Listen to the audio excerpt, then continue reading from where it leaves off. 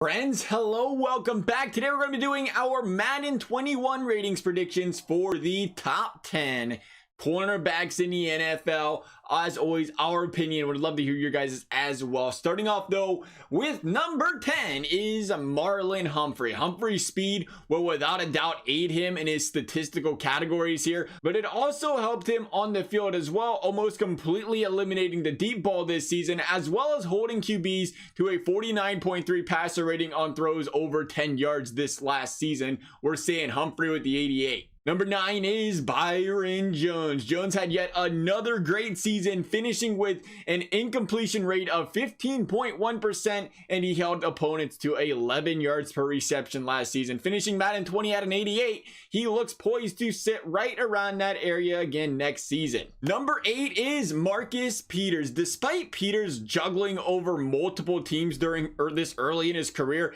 he's managed to make it work, finishing as a second-team All-Pro, playing alongside Marlon Humphrey this season, and a great Ravens defense. 89 for Marcus Peters. Number 7 is Jaire Alexander. What a season. What a season for a man that's only 22 years old. He finished allowing a 56.1% completion percentage for opposing QBs, and has proven he has the ability to cover man, zone, press, whatever, and do so in an elite manner. We're saying Alexander at the 89. Number 6 is Quinton Dunbar. Maybe a surprise to some here, we'll see. It'll be interesting to see where Quinton Dunbar ranks in the eyes of EA, as he wasn't anywhere close to being a guy ranked inside the top 10 for CB's ending Madden this season, or Madden 20, likely in large part due to how poorly the Redskins played as a whole last season, overshadowing how dominant he was last season. He finished the season as Pro Football Focus's second highest rated CB in the league, only 52 targets all season, allowing a opposing QB passer rating of 56.9. I think we're going to get the chance to see just how good this guy is this season when he gets to play on that much better Seahawks defense. We're going to say for now though, a 90 overall. At number 5 is Tre'Davious White. As part of this lethal Buffalo Bills defense, he finished the season as a Pro Bowler and first team All-Pro, as one of the most polished CBs in the league last season. It's important to note though, being rated the best player at your position, aka the whole first team All-Pro nomination, doesn't result in a top-notch rating in Madden, as we've seen with Kyle Fuller last season, who was an 89 overall. I think we see White, after finishing Madden 20 at 88, come up though with a nice upgrade to that 90 overall. Number 4 is Jalen Ramsey. The Rams finished the season with the 11th or 12th ranked pass defense, and we try not to hold an overall defensive rank against anyone on this list, but when you have the best pass rusher in the game on your team, I think you expect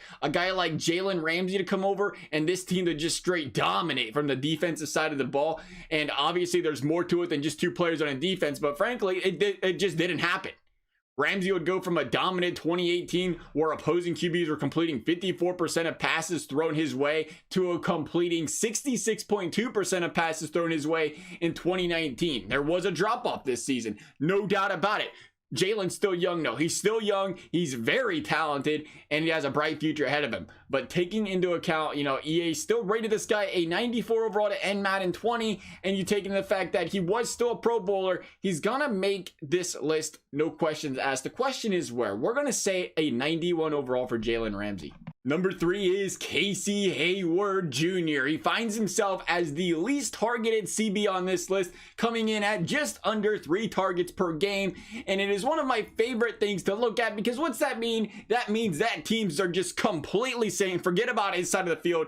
Don't even bother attacking this guy. We respect him that much on the field. And that was the case for Hayward this season for the most part. There was the occasional case though when he threw that direction this season. Teams weren't very appreciative of the results of that though. Casey Hayward with the 92 overall. Number 2 is Stephon Gilmore. Gilmore is a big reason this Pats defense is as dominant as it is. The man covers the other team's number 1 game in, game out, and does a very good job of it, leading the league in interceptions, holding opposing QB's completion percentages below 50% when they threw his way. Stephon has proven once again how elite he is. He's getting that 98 overall. And at number 1, a familiar face, Richard Sherman. What was once the best CB in the league in Seattle has reclaimed the top prize again, now playing for just a downright lights out San Francisco 49ers defense last season in a league that has been tailored more and more to having teams air the ball out. Sherman proved once again how dominant and feared he is in this league, seeing only 3.4 balls targeted his way per game, allowing only 1 touchdown pass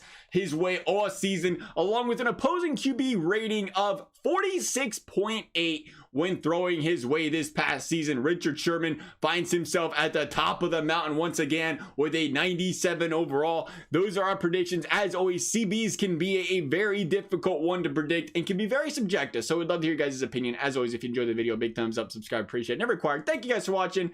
We will see you next time.